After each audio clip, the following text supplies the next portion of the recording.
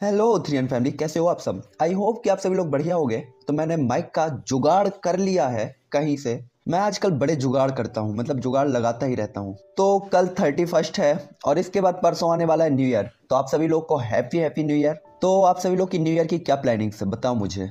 मैं भी ऑब्वियसली कहीं घूमने जाऊंगा न्यू ईयर में। नए साल की शुरुआत अच्छी और धमाकेदार करनी चाहिए। हाँ, परेशान मत हो, हमारी यूट्यूब के नए साल की भी शुरुआत धमाकेदार ही होगी। तो आज हम लोग टारगेट रखते हैं कि हम लोग को 900 चैप्टर तक पहुंचना है और हम ट्राई करेंगे कि उतना कवर कर पाएं, क्योंकि इस जर्नी में अब बवाल फाइट होने वाली है जोयान की, जहां हमें जोयान की ट्रू पावर पता चलेगी। क्योंकि डाउडी लेवल में पहुंचने के बाद जोयान की अभी तक फाइट नहीं हुई कोई धमाकेदार। तो लाइक शेयर और सब्सक्राइब बिल्कुल ठोक डालो अभी के अभी। कमेंट में बताना न्यू ईयर की प्लानिंग क्या है और हम चलते हैं अपने वीडियो पे डायरेक्ट। तो पिछले एपिसोड में हम लोगों ने देखा होता है कि जोयान ने टीयर 4 की पिल रिफाइन की थी। काफी सारे लोग कह रहे थे कि टीयर 4 की पिल कैसे रिफाइन कर ली। तो जोयान ने जो अपनी स्पिरिचुअल पावर थी उसे फोर्सफुली इंक्रीज कर लिया था। तो जब उसकी स्पिरिचुअल पावर इंक्रीज हो गई कुछ टाइम के लिए, तो वो 4 टीयर की पिल को रिफाइन करने में कैपेबल हो गया था। और उस पिल को मुश्किल से टीयर 4 की पिल कहा जा सकता था, क्योंकि वो जो पिल थी वो टीयर 4 की लो ग्रेड की पिल थी सबसे। इसीलिए जोयान उसे रिफाइन कर पाया। जिसके बाद हमने देखा था जोयान का जो नॉर्दर्न किंग होता है वो भी काफी ज्यादा पावरफुल हो चुका होता है, जिसकी पावर 5 स्टार डाउडी लेवल पर पहुंच गई थी। साथ ही साथ जोयान का जो स्काई एक्सट्रैक्शन स्टेप था वो भी अपग्रेड हो गया था, जिससे जोयान की पावर, उसकी स्पीड, उसकी स्ट्रेंथ और फिजिकल स्ट्रेंथ वो भी इंक्रीज हो गई थी। साथ ही हमने देखा था कि न्यून ने जोयान को बचाया था और इसके बाद जोयान भी अपनी रिट्रीट से जाग चुका होता है। तो ये एपिसोड जैसे स्टार्ट होता है वहीं से, जहां किन्यून तुरंत ही कहता है, मिस्टर जोयान मुझे उम्मीद है कि आप हमें दिखा सकते हैं, मतलब आप हमारे सामने आ सकते हैं। किन्यून की बात को सुनकर वहीं काफी दूर खड़े हुए हानडोंग भी जब ये सुनते हैं तो अचानक ही काफी ज्यादा बेचैन हो जाते हैं, क्योंकि उन्होंने ये नाम सुना हुआ था 3 महीने पहले सैंड रिवर सिटी के अंदर। और उसका टैलेंट देखकर और उसकी पावर को देखकर उन्होंने जोयान को अल्केमिस्ट अलायंस में भी शामिल कर लिया था। और हानडोंग को ये अच्छी तरीके से याद भी होता है। तो इस टाइम पे उन्हें उम्मीद नहीं होती कि किन्यून ने जिस पर्सन का नाम लिया वो जोयान होगा। साथ ही उन्हें यह भी नहीं पता होता है कि जो जोयान है वही ये वाला जोयान है या कोई दूसरा व्यक्ति है, क्योंकि उन्हें पता था कि जोयान की स्पिरिचुअल पावर रैंक 3 पर नहीं पहुंची थी। लेकिन यहाँ पे तो जोयान की स्पिरिचुअल पावर रैंक 4 की पिल को रिफाइन करने के लिए कैपेबल थी। तो उन्हें लग रहा होता है कि क्या जोयान की स्पिरिचुअल पावर इस छोटे से टाइम के अंदर रैंक 3 से रैंक 4 में अपग्रेड हो गई। और ये सोचकर वो काफी ज्यादा शॉक भी हो जाते हैं। इसीलिए वो ऑक्सन हाउस के थोड़ा सा और नजदीक जाते हैं। यहाँ पे अपने रूम के अंदर जोयान भी जब ये वॉइस सुनता है तो ज्यादा शॉक होता है और इसके बाद तुरंत ही अपने बेड से खड़ा होकर आसमान में नॉर्दर्न किंग के पास पहुंच जाता है। नॉर्दर्न किंग की बड़ी हुई पावर को देखकर जोयान काफी ज्यादा एक्साइटेड होता है और तुरंत ही उसे अपनी स्टोरेज रिंग के अंदर रख लेता है। और इसके बाद किन्यून की तरफ देखता है और कहता है, यंग मास्टर किन्यून, आज के मामले के लिए आपका बहुत बहुत धन्यवाद। ये देखकर किन्यून तुरंत ही कहता है, ब्रदर जोयान ये तो बस छोटी सी बातें हैं, इसकी बात करने की आपको जरूरत नहीं है। और ब्रदर जोयान को मेरा नाम याद है, ये मेरे लिए बहुत किस्मत वाली बात है। और इसके बाद वो तुरंत ही जोयान को ग्रीट करता है। तो जोयान भी स्माइल करते हुए उसे ग्रीट करता है। उसी टाइम पे हानडोंग जब इन दोनों के इस तरीके के कन्वर्सेशन को सुनते हैं और जोयान को देखते हैं तो काफी ज्यादा सरप्राइज होते हैं और कहते हैं ये वास्तव में वही है। हालांकि जोयान को देखकर तो वो सरप्राइज हुए थे, लेकिन किन्यून को देखकर वो थोड़ा सा हैरान भी होते हैं। और इसके बाद कहते हैं, वे दोनों एक साथ क्यों हैं? ये परेशानी वाला हो सकता है। हानडोंग को किन्यून से कुछ अजीब फील हुआ था और वो काफी ज्यादा सीरियस भी थे उसे लेकर। हालांकि तभी किन्यून कहता है, हालांकि मुझे पता था कि ब्रदर जोयान एक अल्केमिस्ट हैं, लेकिन मैंने कभी भी नहीं सोचा था कि आप वास्तव में टीयर 4 के अल्केमिस्ट होंगे। ये सुनकर जोयान भी स्माइल करता है, क्योंकि किन्यून का अच्छा इफेक्ट जोयान के दिल में था, क्योंकि उसने जोयान की बार बार हेल्प की थी। इसीलिए वो कुछ देर तक आपस में बात करते हैं। इस बात के दौरान किन्यून जोयान से टीयर 4 की पिल के बारे में भी पूछताछ करता है, लेकिन जोयान उसे कुछ भी पता नहीं लगने देता। ये देखकर हानडोंग भी थोड़ा सा रिलैक्स फील करते हैं। हालांकि काफी टाइम बाद किन्यून यान हे के साथ चला जाता है और जोयान भी गायब हो जाता है। हालांकि यहाँ पे हानडोंग सोचते हैं कि शायद ये लोग किस्मत से मिल गए हैं और इनके बीच से बात का तरीका ही है और इतनी ही फ्रेंडशिप है। हालांकि फिर भी उन्हें कुछ सही नहीं लग रहा होता। इस टाइम पे जोयान भी अपने पवेलियन के अंदर लौट आया था, क्योंकि जोयान ने जो सोल अवेकिंग पिल रिफाइन की थी उसके कारण जोयान की जो स्पिरिचुअल पावर थी वो डेड हो चुकी होती है। साथ ही उसकी डुई की भी थी वो भी काफी ज्यादा वीक हो गई थी। इसीलिए जब तक ऑक्सन हाउस स्टार्ट नहीं होता जोयान केवल आराम ही कर सकता था और अपनी पावर को रिकवर कर सकता था। जोयान के मेंशन के अंदर जाने के बाद हानडोंग उसके पास जाने ही वाले थे कि तभी उन्हें जोयान के मेंशन के बाहर एक ह्यूमन फिगर दिखाई देती है, जिसे देखकर वो काफी ज्यादा चौंक जाते हैं, क्योंकि वो यान हे होता है जो कि जोयान के मेंशन की निगरानी कर रहा था। ये देखकर वो काफी ज्यादा टेंशन में आ जाते हैं कि किन्यून की वास्तव में कोई स्ट्रेटजी है, वरना वो जोयान की देखभाल और निगरानी क्यों करता। हालांकि इस टाइम पे अब वो जोयान के पास नहीं जा सकते थे, इसीलिए वो सिर्फ वेट ही कर सकते थे। अपने मेंशन के अंदर आने के बाद जोयान कुछ ही पलों में थकावट के कारण एक गहरी नींद में सो जाता है और जोयान की नींद 3 दिनों तक चलती है। और इसी 3 दिनों की नींद के कारण 2 महीने की वो स्पिरिचुअल पावर जो जोयान ने पूरी तरीके से एंड कर दी थी धीरे धीरे रिकवर होना स्टार्ट हो जाती है। जोयान का पीला पड़ गया चेहरा भी गुलाबी हो गया होता है और ऑरा ठीक ठाक पावरफुल बनने लगा था। आखिरकार जियोयान तीसरे दिन की शाम को उठता है और अब तक जियोयान का ऑरा पूरी तरीके से ठीक हो चुका होता है। हालांकि जियोयान की इन 3 दिनों की नींद के दौरान किन्यून कई बार जियोयान से मिलने के लिए आया था, लेकिन जियोयान के सोने के कारण उसे खाली हाथ ही लौटना पड़ा था और वो केवल जियोयान के जागने का ही वेट कर सकता था। साथ ही हे यान है 3 दिनों से जियोयान की इमारत की रखवाली कर रहा होता है, जिसके कारण हान डोंग जियोयान के पास ही नहीं जा पाए थे। हालांकि इतने लॉन्ग टाइम तक सोने के बाद जियोयान पूरी तरीके से ठीक हो गया था। साथ ही साथ वो उठता है तो तुरंत ही बाहर जाने ही वाला था कि तभी अचानक उसे कुछ याद आता है और इसके बाद वो अपनी स्टोरेज रिंग से व्हाइट कलर के सोल एसेंस को निकालता है, जो कि जुआन की सोल एसेंस होती है, जो देखकर जियोयान कहता है एंसेस्टर। और इसके बाद जियोयान तुरंत ही एक्साइटेड होकर 2 से 3 कदम तक पीछे हट जाता है और काफी ज्यादा सरप्राइज होता है क्योंकि जियोयान ने उन 7 लोगों के जुआन ने उन 7 लोगों के स्पिरिचुअल एसेंस को पूरी तरीके से स्वेलो कर लिया था, लेकिन फिर भी वो अभी तक जागे नहीं थे, जिसके कारण जियोयान समझ जाता है कि ये अभी भी काफी नहीं था। जिसके कारण जियोयान समझ जाता है कि जो एंसेस्टर जुआन की सोल है वो काफी ज्यादा वीक हो चुकी है और वो थोड़ा सा उदास होकर एंसेस्टर जुआन की सोल को वापस से स्टोरेज रिंग में रखने ही वाला था कि तभी जियोयान को सोल एसेंस में हल्का सा बीक चमकती हुई लाइट दिखाई देती है। ये देखकर जियोयान अचानक ही एक्साइटेड हो जाता है, उसे यकीन नहीं होता कि क्या उसने गलत देखा। जियोयान ने देखा था कि एंसेस्टर जुआन वास्तव में जियोयान की बात को फील कर रहे हैं। जिसके बाद जियोयान जैसे ही एंसेस्टर जुआन के स्पिरिचुअल क्रिस्टल या सोल एसेंस को टच करता है तो अचानक उससे काफी पावरफुल स्पिरिचुअल पावर रिलीज होती है, जो कि जियोयान के स्पिरिचुअल बैरियर को तोड़ते हुए आसपास के शहर में फैलने लगती है और आसपास के सभी लोग डर के कांपने लगते हैं। यहाँ तक कि यान है जो कि पवेलियन के बाहर खड़ा हुआ हंगामा और निगरानी कर रहा था, वो भी कुछ कदम तक पीछे हट जाता है और काफी ज्यादा शॉक होता है और इस स्पिरिचुअल पावर के कारण उसका चेहरा भी पीला पड़ गया था, जो देखकर वो तुरंत ही कहता है इतनी खतरनाक स्पिरिचुअल पावर, आखिरकार वो पर्सन कौन है।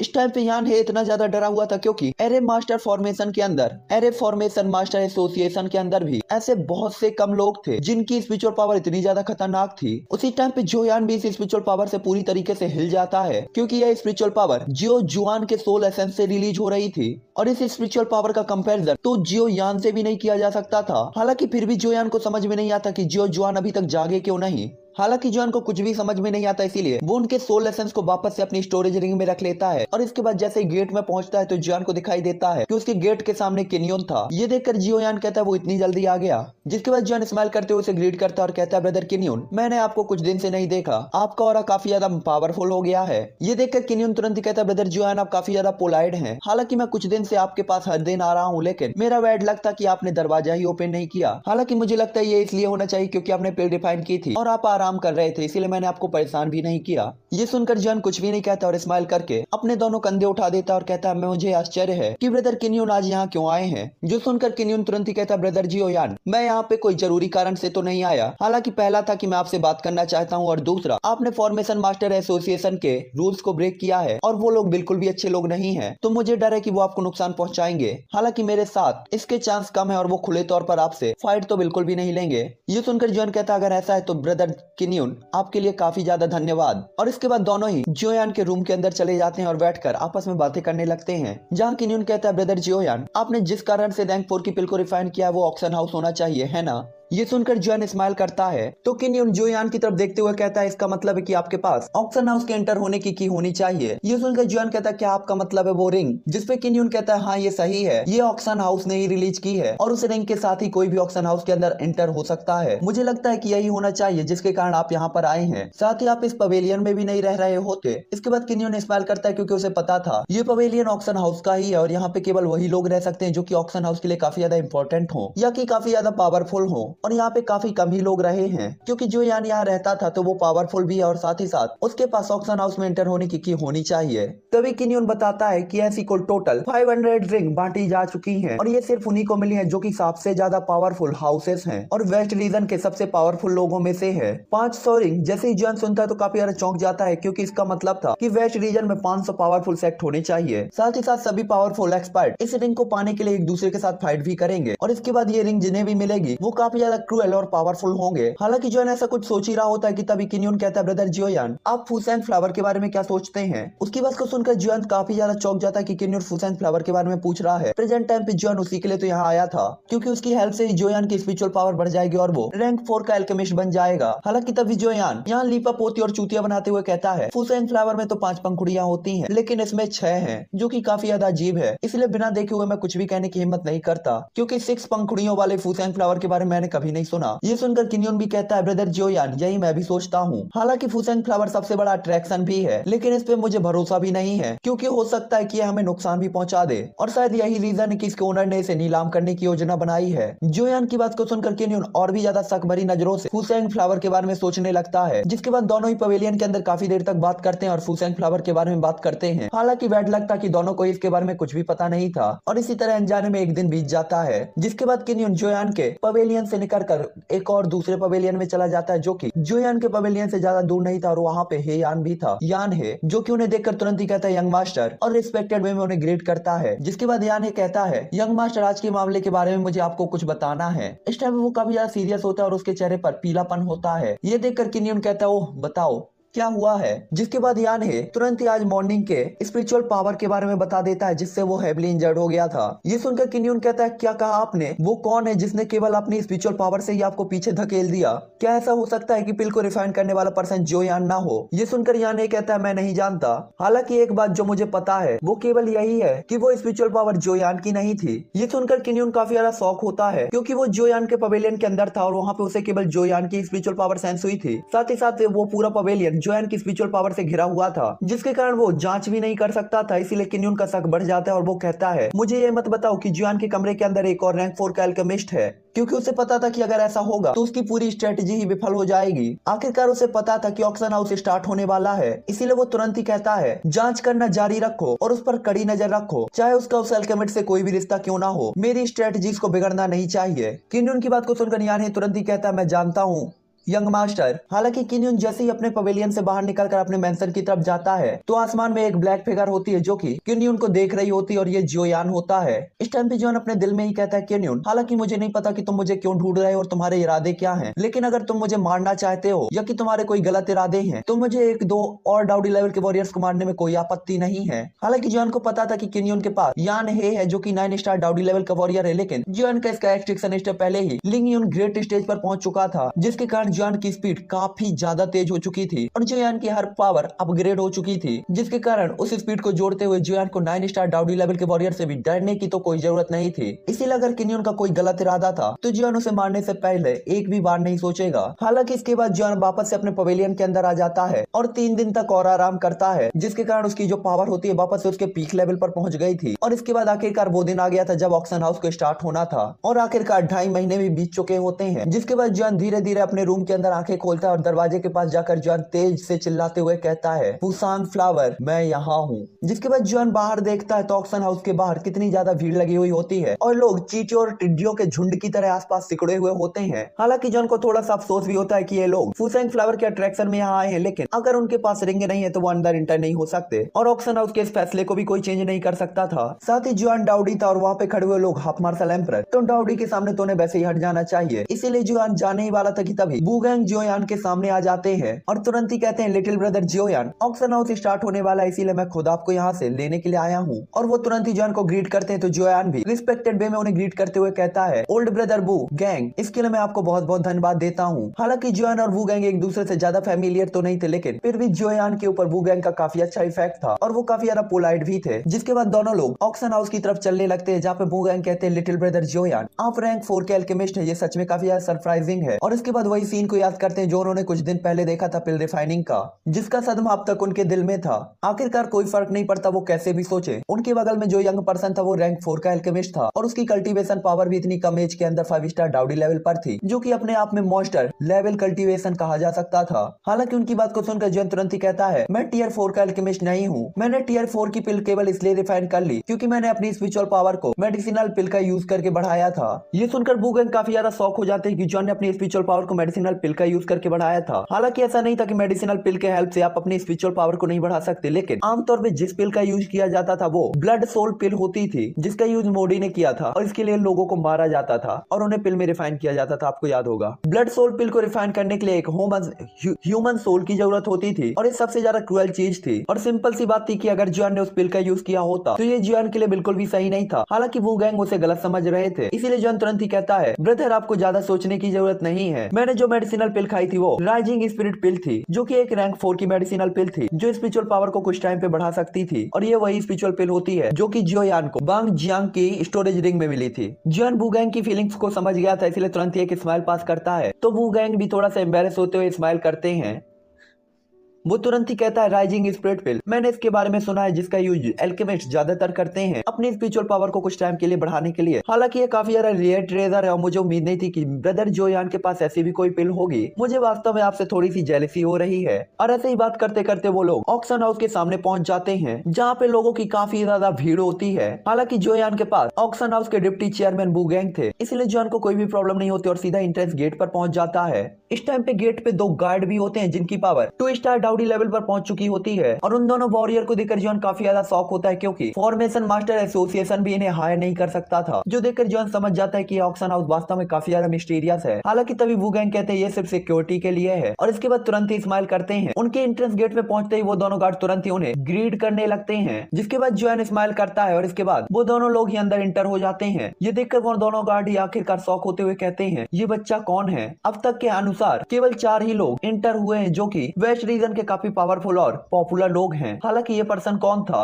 वो दोनों नहीं जानते थे कि मिस्टीरियस पर्सन कौन है। उन्हें केवल यही पता था कि सामने वाला दरवाजा ऐसा नहीं था जिसे कोई भी इंटर हो सके। हालांकि डिप्टी चेयरमैन उसे खुद लेने के लिए गए थे। इसका सिंपल सही मतलब था कि वो कोई नॉर्मल पर्सन नहीं होने वाला था। हालांकि उसी टाइम पे किन्योर और यान है भी ऑक्शन हाउस के पास पहुंच जाते हैं। इस टाइम पे जियोयान भी वुगैंग के साथ ऑक्शन हाउस के अंदर चला गया होता है और रास्ते पे उसे जो भी लोग मिल रहे थे वो काफी ज्यादा रिस्पेक्टेड तरीके से उसे देख रहे थे और काफी ज्यादा क्यूरियस भी थे। हालांकि जॉन उन सभी को इग्नोर कर देता है। ये देखकर वुगैंग भी जियोयान के ऊपर देखकर और भी ज्यादा प्राउड करते हैं, क्योंकि उन्हें पता था कि अगर कोई यंग पर्सन होता तो वो ऐसी रिस्पेक्ट को देखकर जरूरी काफी ज्यादा प्राउडफुल की फील करता और काफी ज्यादा खुश होता। लेकिन जॉन अभी भी नॉर्मल था, जिसका मतलब था जॉन काफी ज्यादा अच्छा पर्सन है और वो अपने आप को कंट्रोल करना जानता है। हालांकि जियोयान वुगैंग के पीछे जाते जाते एक पर्सनल रूम के पास पहुंच जाता है जिसे वुगैंग ने जियोयान के लिए तैयार कराया था। और ऑक्शन हाउस के अंदर का ये मैदान या ये रूम सबसे वीआईपी रूम कहा जा सकता था, जो कि सबसे इंपॉर्टेंट पर्संस के लिए रेडी कराया जाता था ताकि वो यहाँ पे हर एक चीज को एंजॉय कर सके। और इसमें इंटर होने वाले लोग भी काफी ज्यादा पावरफुल, रिच और हाई क्लेन के लोग थे। यहाँ तक कि उनकी पावर कम से कम 8 स्टार डाउडी लेवल पर ही होती थी। ये देखकर सभी लोग समझ सकते थे कि वुगैंग के लिए जियोयान कितना ज्यादा इंपॉर्टेंट है। हालांकि वो कर भी कुछ नहीं सकते थे। यहाँ पे वुगैंग भी जियोयान की तरफ देखते हुए कहते हैं मुझे आश्चर्य है कि यंग फ्रेंड जियोयान को ये रूम पसंद आएगा। जिसके बाद हमें रूम दिखाया जाता है जो कि 100 वर्ग मीटर चौड़ा होता है। साथ ही साथ वहाँ पे काफी सारी सजावट होती है और जो चेयर्स होती है वो भी हाई क्वालिटी की होती है। साथ ही उस चेयर पे काफी सारे मॉइस्चर कोर्स और कई सारे इंग्रेडिएंट लगे हुए थे। साथ ही वो चेयर भी काफी ज्यादा आरामदायक दिख रही होती हैं। ये देखकर जॉन कहता है ये शानदार माना जा सकता है, खास तौर पर उस मैजिकल कोर को। जॉन ने देखा था कि वो मॉन्स्टर कोर एक डाउडी लेवल के मैजिकल बीस्ट का था जो कि उस चेयर पे लगा हुआ था।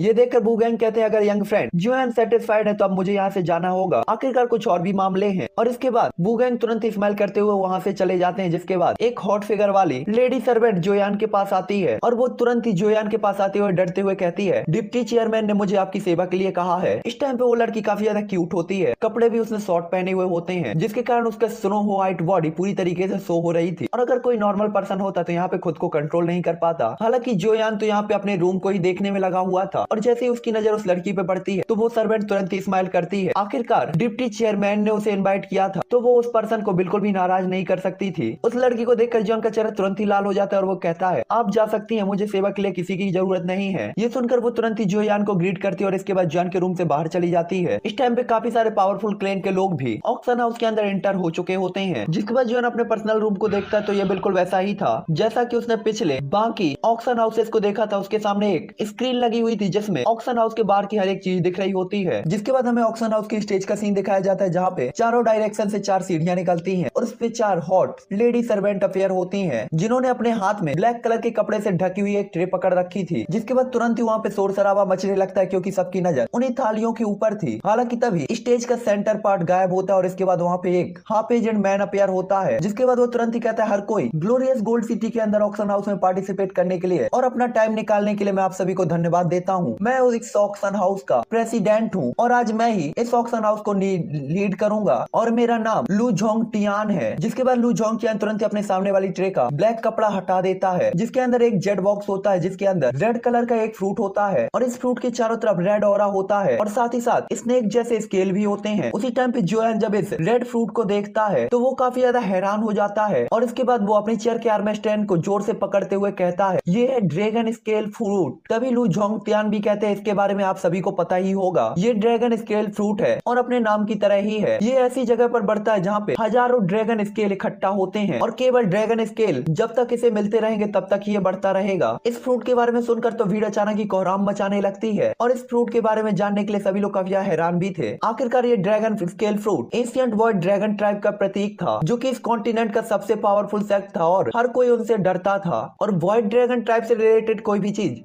किसी को भी एक्साइटेड करने के लिए काफी थी। हालांकि तभी लुओतियान कहते हैं ये वास्तव में ड्रैगन ट्राइब से संबंधित तो है, लेकिन मैं आपको इसके बारे में कुछ बताना चाहूंगा। ड्रैगन स्केल फ्रूट आपके कल्टीवेशन को नहीं बढ़ाता, ना ये आपकी चोटों को रिकवर कर सकता है। ये सुनकर सभी लोग काफी ज्यादा अजीब तरीके से लुओतियान को देखने लगते हैं कि इसका मतलब क्या है। तभी लुओतियान कहते हैं ड्रैगन स्केल फ्रूट का असली इफेक्ट आपकी फिजिकल स्ट्रेंथ को बढ़ाने का है और इससे आपकी फिजिकल स्ट्रेंथ कई गुना ज्यादा बढ़ जाएगी। ये सुनकर लोग ज्यादा रिएक्ट नहीं करते क्योंकि प्रेजेंट टाइम पे वो अपने कल्टीवेशन को बढ़ाना चाहते थे। उन्हें अपनी फिजिकल स्ट्रेंथ से कोई भी मतलब नहीं था और उन्हें लग रहा था ड्रैगन स्केल फ्रूट उनके किसी भी काम का नहीं है। हालांकि ऐसा नहीं था कि किसी को भी नहीं चाहिए था, काफी सारे लोग थे जिसे ये चाहिए था, इसीलिए वो बोलते हैं ये बुरा नहीं है ड्रैगन स्केल फ्रूट। चेयरमैन इसकी कीमत बताएं, हम अब और इंतजार नहीं कर सकते। तभी दूसरा बंदा कहता है मैं अपनी फिजिकल स्ट्रेंथ को बढ़ाने के लिए एक ब्रेक थ्रू को फेस कर रहा हूँ और इस ड्रैगन फ्रूट की हेल्प से मैं जरूर सक्सेसफुल हो जाऊंगा। जिसके बाद काफी सारे लोग और भी ज्यादा बातें करते हैं तो वो कहते हैं ठीक है इस ड्रैगन स्केल फ्रूट की स्टार्टिंग कीमत 200 लो ग्रेड स्पिरिट स्टोन है, आप लोग स्टार्ट कर सकते हैं। 200 स्पिरिट स्टोन सुनने के बाद सभी लोग काफी ज्यादा चौंक जाते हैं। हालांकि उनके पीछे उनका गुट था, लेकिन फिर भी 200 स्पिरिट स्टोन काफी बड़ी कीमत थी। हालांकि ड्रैगन स्केल फ्रूट इसका अट्रैक्शन भी काफी ज्यादा था, इसीलिए लोग बोली लगाना स्टार्ट करते हैं और इसके बाद 2 से 3 बोलियों के अंदर ही स्पिरिट स्टोन 500 के ऊपर निकल जाते हैं। जिसके बाद अगला बंदा कहता है 600 स्पिरिट स्टोन। साथ ही साथ ये वॉइस पर्सनल रूम से आ रही होती है, जिसके कारण कोई भी बता सकता था कि ये वेस्ट रीजन के पावरफुल सेक्ट होने लायक है। हालांकि यहाँ पे लोग ज्यादा परेशान नहीं होते क्योंकि वो वास्तव में फूसैंग फ्लावर के लिए यहाँ पर आए हुए थे। हालांकि पर्सनल रूम के अंदर लोगों को भी ड्रैगन स्केल फ्रूट की कीमत का पता था, इसीलिए एक कीमत तक पहुंचने के बाद वो कीमत आगे नहीं बढ़ाते। ये देखकर लू जोंगतियान भी काफी ज्यादा शौक होते हैं। उन्हें उम्मीद नहीं थी कि बोली लगना बंद हो जाएगी, जिसके कारण उन्हें डर था कि ऑक्शन हाउस के मुनाफे में अंतर आ सकता है। इसीलिए वो कहते हैं हर कोई क्या ऐसा है कि आप लोग इसके आगे कीमत नहीं लगाना चाहते और dragon scale fruit 600 spirit coin में ही नीलाम हो जाएगा। ये सुनकर एक पर्सनल रूम से आवाज आती है ड्रैगन स्केल फ्रूट केवल उन लोगों के लिए है जो अपने फिजिकल स्ट्रेंथ को बढ़ाना चाहते हैं। मुझे लगता है कि इसके अलावा आप कोई बोली नहीं लगाएगा। लॉर्ड लू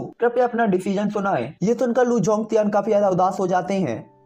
हालांकि वो अपनी नजरों को उठाकर बस उस फ्रूट के बारे में अनाउंस करने ही वाले थे कि तभी जोयान जो कि पर्सनल रूम में हिचकिचा रहा होता है, लू जोंगतियान से पूछता है प्रेसिडेंट लू क्या मैं पूछ सकता हूँ कि ड्रैगन स्केल फ्रूट को उसके इक्वली प्राइस की किसी चीज के साथ एक्सचेंज किया जा सकता है। जोयान को अपने एलिजिनरी क्लोन्स की पावर को बढ़ाने के लिए स्पिरिट स्टोन्स की जरूरत थी, इसीलिए जोयान अपने स्पिरिट स्टोन का यूज बिल्कुल भी नहीं करना चाहता था। हालांकि जोयान के स्टोरी रिंग के अंदर काफी सारी कीमती चीजें भी थी जिनका यूज वो कर सकता था। हालांकि जोयान की बात को सुनकर सभी लोग उसी जगह डायरेक्शन पे देखते हैं जहाँ पे जोयान था। हालांकि उसी टाइम पे लू जोंगतियान भी स्माइल करते हुए कहते हैं सर अगर आप 600 स्पिरिट स्टोन की कीमत से ज्यादा का कोई आइटम निकाल सकते हैं तो ये ड्रैगन स्केल फ्रूट आपका होगा। इस टाइम पे लू जोंगतियान स्माइल भी कर रहे होते हैं। ये देखकर जोयान भी स्माइल करता है और कहता है और इसके बाद कहता है आईसी स्पिरिट लिक्विड की 10 बोतलें इस कीमत के लायक है क्या। जोयान की बात को सुनकर सभी लोग काफी ज्यादा जाते हैं और उन्हें काफी बड़ा शौक भी लगता है क्योंकि इस कॉन्टिनेंट के अंदर काफी सारे लोग थे जिन्हें पता था आइस स्पिरिट फ्रोजन लिक्विड क्या है, लेकिन उन्होंने इसे कभी भी देखा नहीं था। उन्हें पता था कि आइस स्पिरिट फ्रोजन लिक्विड के अंदर ऐसी पावर होती है जिसका विरोध डाउडी लेवल का वॉरियर भी नहीं कर पाएगा। और यहाँ पे सबको पता था आइस स्पिरिट चिल्ड लिक्विड कितना ज्यादा कीमती है, यहाँ तक कि 10 बोतलें इसकी कीमत 600 स्पिरिट स्टोन से भी ज्यादा थी। और साथ ही साथ ऐसी कोई भी चीज ये नहीं थी जिसकी कीमत स्पिरिट स्टोन से लगाई जा सके। हाँ भाई अपनी गर्लफ्रेंड के घर का माल है,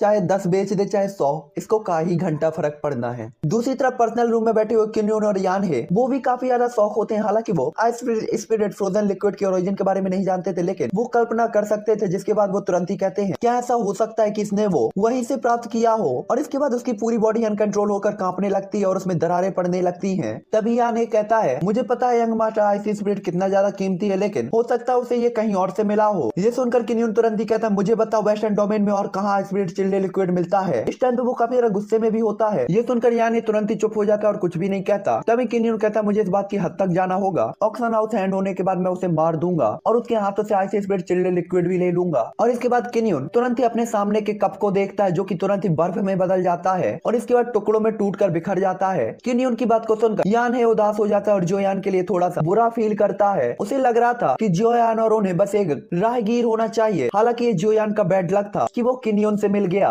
हालांकि किन्योन वो नहीं था जो कि दुनिया को दिखाता था, बल्कि उसने अपने आप को छिपा कर रखा था और वो बस एक सही टाइम का इंतजार कर रहा था। हालांकि इस टाइम पे जोयान उसका सबसे बड़ा टारगेट बन चुका था। ये सड़े हुए आम की चुसी हुई गुठली के शकल वाले बुड्ढे को अगर ये पता होता कि जोयान कौन है और वो बंदा पूरी ही बीडीटीएच का डॉन है तो साला ऐसा बोलने की हिम्मत ही नहीं करता। चलो देखेंगे किसका बैड लक होने वाला है। हालांकि इस टाइम पे सभी लोग जोयान के ही रूम पर देख रहे थे। तभी लू जोंगटियान जोयान की तरफ देखते हुए कहते हैं ये person ice spirit frozen liquid की 10 बोतल्स को निकाल रहे हैं जिसकी कीमत 600 स्पिरिट स्टोन से ज्यादा है। मुझे आश्चर्य कि क्या मैं मिस्टर के आइस स्पिरिट फ्रोजन लिक्विड को देख सकता हूँ। आखिरकार इस टाइम पे वो भी काफी ज्यादा सरप्राइज होता है जोयान की इस बोली से। उनकी बात को सुनकर जोयान भी स्माइल करता है और तुरंत ही 10 जेट की बोतल्स को उनकी तरफ भेज देता है। जिसके बाद लू जोंगटियान जैसे ही अपने सामने की बोतलों को खुलता हुआ देखते हैं तो चारों तरफ बर्फीला और फैलने लगता है और आसपास की दीवारों में भी आइस की परत चढ़ने लगती है। जिसके बाद वो तुरंत ही कहते हैं यह वास्तव में आइस स्पिरिट फ्रोजन लिक्विड है और इसे देखने के बाद वो जोयान की बोतलों को वापस लौटा देते हैं क्योंकि इनका एक्सचेंज करने में अभी टाइम था। जिसके बाद वो तुरंत ही कहते हैं आइस स्पिरिट फ्रोजन लिक्विड के बाद क्या कोई इससे ज्यादा कीमत देने को तैयार है। हालांकि इस टाइम पे किन्योन का सवाल था तो वो उसने भी खुद को शांत कर लिया होता है क्योंकि उसे जोयान के पास जानना था कि और भी ज्यादा स्पिरिट लिक्विड है या नहीं, क्योंकि आखिरकार उसे अपनी अगली स्ट्रेटेजी को भी तो पूरा करना था। हालांकि लंबे टाइम तक किसी के बोली न लगाने के कारण लू जोंगटियान आगे कहते हैं कि ये चीज इन मिस्टर की होती है और इतना करने के बाद लू जोंगटियान तुरंत ही अगली चीज को निकालते हैं और इसके बाद ड्रैगन फ्रूट के कारण शांत हो गया माहौल एक बार फिर से काफी ज्यादा एक्साइटेड हो जाता है जिसके कारण बाकी लोग उनकी बोलियां लगाना स्टार्ट करते हैं। हालांकि पर्सनल रूम से ज्यादा बोलियां नहीं लग रही थी। ये देखकर लू जोंगटियान थोड़ा सा उदास भी होते हैं और इसी तरह बोलियां लगते लगते टाइम भी बीतता जा रहा होता है और माहौल काफी ज्यादा एक्साइटेड होता जा रहा होता है क्योंकि अब जो ऑक्शन हाउस में चीजें आ रही थी वो हाई ग्रेड की आने लगी थी जिनकी कीमत भी काफी ज्यादा थी और ये कीमतें पहले ही आसमान छू चुकी होती हैं और यहाँ पे लोग इन चीजों को लेने के लिए अपनी कीमती दौलत को भी लुटाने में लगे हुए होते हैं। हालांकि ड्रैगन स्केल फ्रूट के बाद जोयान कोई भी बोली नहीं लगाता। हालांकि यहाँ कुछ जोयान को कुछ मेडिसिनल इंग्रेडिएंट लेने थे लेकिन उनकी कीमत ज्यादा होने के कारण जोयान ऐसा कुछ भी नहीं करता क्योंकि जोयान के स्टोरेज रिंग के अंदर पहले ही काफी सारे मेडिसिनल इंग्रेडिएंट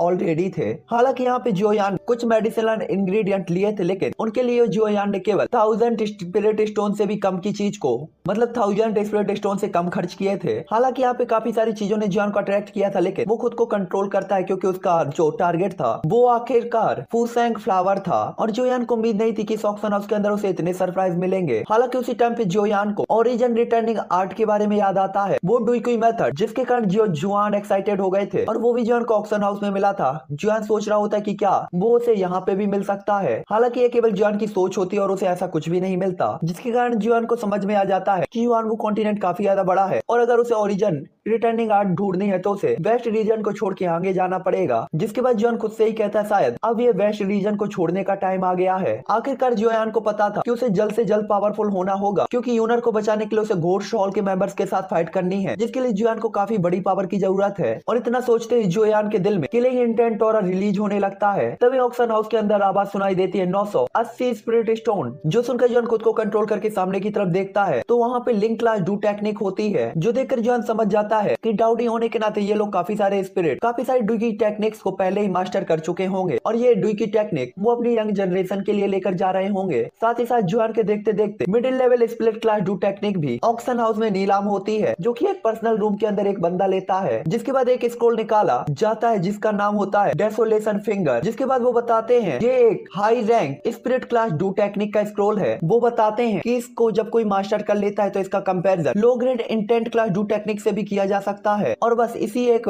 थॉट के साथ सभी लोग काफी ज्यादा हैरान और एक्साइटेड हो जाते हैं। साथ ही साथ पर्सनल रूम में बैठे हुए लोग भी काफी ज्यादा परेशान होते हैं इस डू टेक्निक के बारे में और तुरंत ही अपने सीट से खड़े हो जाते हैं। इस टाइम पे सबके दिल में एक ही थॉट होता है कि अगर उसके पास पावर है तो वो इस स्क्रोल को छीन ले। इस टाइम पे वो स्क्रोल हर किसी को हर कीमत पे चाहिए था क्योंकि हर किसी को पता था इंटेंट क्लास डू टेक्निक कितनी ज्यादा खतरनाक होती है। जोयान के हार्ट हार्ट सेटरिंग पाम ही देख लो, इंटेंट क्लास डाउ टेक्निक है। आप लोग को मोटा मोटा हिसाब हो जाएगा कि इंटेंट क्लास डू टेक्निक कितनी ज्यादा पावरफुल होती है। हालांकि डेसोलेट फिंगर की जो सबसे बड़ी खासियत थी कि इसको यूज करते टाइम आपको ज्यादा एनर्जी का यूज नहीं करना पड़ता था, जिसका मतलब था कि इसको एक बार मास्टर कर लेने के बाद आपको अपनी पावर को ज्यादा यूज करने की जरूरत नहीं थी। इस टाइम पे जोयान भी हर किसी को इग्नोर करके बस उस स्क्रोल को देखता है, क्योंकि वो इस चांस को मिस करने को रेडी बिल्कुल भी नहीं था। तभी लू जोंगटियांग तुरंत ही कहते हैं अगर कोई इसे लेना चाहता है तो इसे स्पिरिट स्टोन से नहीं ले सकता। इसके अलावा अगर कोई वाटर टाइप स्क्रोल निकालेगा तो वो डेसोलेट फिंगर स्क्रोल को प्राप्त कर सकता है और एक्सचेंज कर सकता है, या फिर जो भी हाई रैंक की डू टेक्निक निकालेगा ये डेसोलेट फिंगर उसी का होगा। कृपया आप सब बोली लगाएं। और इसके बाद पर्सनल रूम्स की तरफ देखना स्टार्ट कर देते हैं, क्योंकि उन्हें लग रहा था कि इस टाइम पे बोली लगाने की बारी पर्सनल रूम वाले लोगों की है। हालांकि उसी टाइम पे भीड़ में एक ओल्ड मैन खड़ा होकर बटर टाइप हाई रैंक की एक डू स्किल उनके सामने भेज देता है। लू जोंगटियांग तुरंत ही उस स्क्रोल को पढ़ते हैं और काफी ज्यादा चौंक जाते हैं, लेकिन वो तुरंत ही वो स्क्रोल वापस करते हुए कहते हैं हर किसी को पता होना चाहिए कि डेसोलेट फिंगर कितनी ज्यादा कीमती है। साथ ही ये स्पिरिट क्लास डू टेक्निक है और इस एक स्क्रोल की कीमत के लिए आप लोगों को इसी की कीमत का कोई स्क्रोल निकालना चाहिए, या फिर आप एक से ज्यादा स्क्रोल की कीमत लगा सकते हैं। उसी टाइम पे एक बंदा खड़ा होकर स्पिरिट क्लास डाउ टेक्निक के 2 स्क्रोल निकालकर उन्हें देता है। तभी एक और 3 स्क्रोल निकालता है तो कोई 4, जिसके पास वाटर टाइप डू टेक्निक पानी की तरह ही बहने लगती है और लू जोंगटियांग स्माइल करने लगते हैं। हालांकि इस टाइम पे उन सभी के कन्वर्सेशन को देखकर जॉन अपनी स्टोरेज रिंग में देखता है तो उसके पास केवल 8 ही हाई रैंक स्पिरिट क्लास डाउ टेक्निक थी, जो कि जॉन का सारा ट्रेजर था। हालांकि तभी जोयान के बगल के पर्सनल रूम से 10 प्लस स्क्रोल की कीमत लग जाती है, जिसके कारण जॉन को पीछे हटना पड़ता है, क्योंकि अब वो इसे प्राप्त नहीं कर सकता था तो केवल फूसेंग फ्लावर पर ही फोकस कर सकता था। साला इतना कुछ लूटता है, साला गया कहाँ वो सब। हालांकि लास्ट बोली जिसने लगाई थी वो केनियन था, उसने total 15 water type do technique निकाली थी। जिसके बाद लू जोंगटियांग तुरंत ही कहते हैं मिस्टर ने 15 वाटर टाइप डू टेक्निक निकाली है, क्या कोई और है जो इससे ज्यादा कीमत लगा सकता है।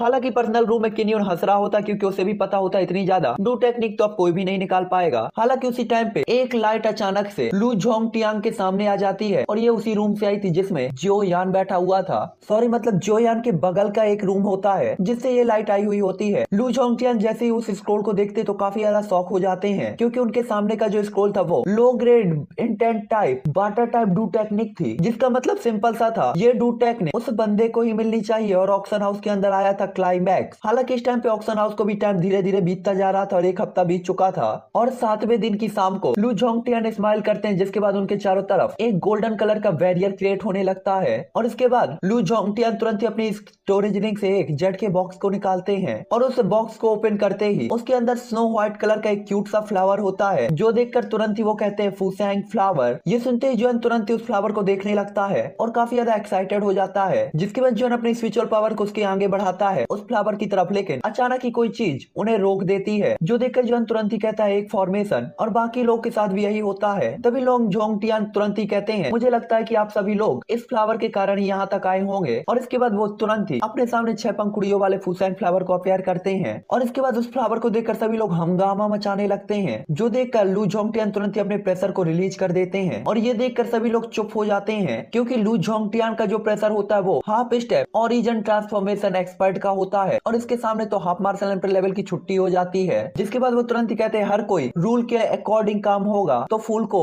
रूल को फॉलो करें। अगर आपको ये फ्लावर इतना ही ज्यादा इंटरेस्टिंग लगता है तो आप इसकी कीमत लगा सकते हैं। जिसके बाद वो कहते हैं फूसेंग फ्लावर की नीलामी शुरू होती है और उनकी इतना कहते ही पूरे ऑक्शन हाउस के अंदर अचानक ही सन्नाटा छा जाता है और सब कोई काफी अजीब तरीके से लू जोंगटियांग को देखने लगते हैं, जो देखकर लू जोंगटियांग अचानक ही शॉक होते हैं और इसके बाद उन्हें होश आता है तो वो खांसते हुए कहते हैं मुझे माफ करें, ये मेरी गलती थी। और इसके बाद वो कहते हैं हाँ फूसेंग फ्लावर सबसे कीमती चीज है, इसीलिए उसका ऑक्शन हाउस और इसका ऑक्शन एक अलग तरीके से ही होगा। जिसके बाद वो बताते हैं कि फूसेंग फ्लावर के ओनर के अनुसार ऑक्शन हाउस में चीजें एक्सचेंज होंगी और जब तक आप ऐसी कोई भी चीज निकाल सकते हैं जो कि इस फ्लावर के ओनर को और एक ओनर को अट्रैक्ट कर सकती है तो ये फूसेंग फ्लावर आपका होगा। जिसके बाद वो बताते हैं सुरक्षा के लिए इस फ्लावर का ओनर हर किसी के पर्सनल रूम के अंदर आएगा और जब तक आप कोई ऐसी चीज निकाल सकते हैं जो कि इसके ओनर को सेटिस्फाइड करती है तो ये फूसेंग फ्लावर आपका हो जाएगा। जिसके बाद ऑक्शन हाउस को कंप्लीट मानकर आप ऑक्शन हाउस को छोड़ सकते हैं। इसके बाद अचानक ही एक जगह का पत्थर का दरवाजा ओपन होता है, जिसके बाद वो कहते हैं हर कोई टाइम काफी ज्यादा कीमती और आपको केवल एक ही चांस मिलेगा तो आप लोगों को रेडी रहना चाहिए। इस टाइम पे जॉन भी काफी ज्यादा शौक होता है, क्योंकि उसे पता था कि उसके पास सोल अवेकिंग पिल है जो कि टियर 4 की पिल है, लेकिन इसका यूज करते हुए भी जॉन को सिर्फ 50% ही भरोसा था कि वो फूसेंग फ्लावर को पा सकेगा, क्योंकि आखिरकार यहाँ पे 500 अलग अलग हाई लेवल के वॉरियर आए हुए थे और उनके पास भी तो काफी सारी हाई लेवल की चीजें होंगी। हालांकि इस टाइम पे केनियन भी काफी ज्यादा शौक होता है। हालांकि उसे लगता था कि जियोयान उसे यहाँ परेशान कर सकता है और जियोयान उसके लिए प्रॉब्लम क्रिएट कर सकता है, लेकिन उसने पहले ही जियोयान को रोकने के लिए स्ट्रेटजी बना रखी थी। अगर जियोयान को यहाँ पे फुसेंग फ्लावर मिल भी जाता है तो वो बाहर जियोयान को मारकर वो उससे छुड़ा लेगा। इसलिए वो कहता है यान है ऑक्शन हाउस के बाहर जाओ और उस पर नजर रखो, और अगर वो बाहर आए तो उसे रोक कर रखना और कुछ भी पता मत चलने देना जब तक कि मैं बाहर ना जाऊं। ये सुनकर यान है तुरंत ही उसे ग्रीट करके बाहर चला जाता है, जिसके बाद किन्नी यान कहता है फुसेंग flower ice spread cold liquid, मुझे ये सब चाहिए। तो चलो गाइस, ये एपिसोड में यहीं पर एंड करता हूँ। नेक्स्ट एपिसोड में हम इस ऑक्शन हाउस को कंप्लीट कर देंगे और साथ ही साथ फुसेंग फ्लावर भी किसे मिला ये भी हमें पता चल जाएगा, और आगे की जो कुछ भी होना है वो हम देखेंगे। तो ओके, आप थोड़ा सा वेट करो, एक एपिसोड और आएगा जो कि 4 से 5 बजे के अंदर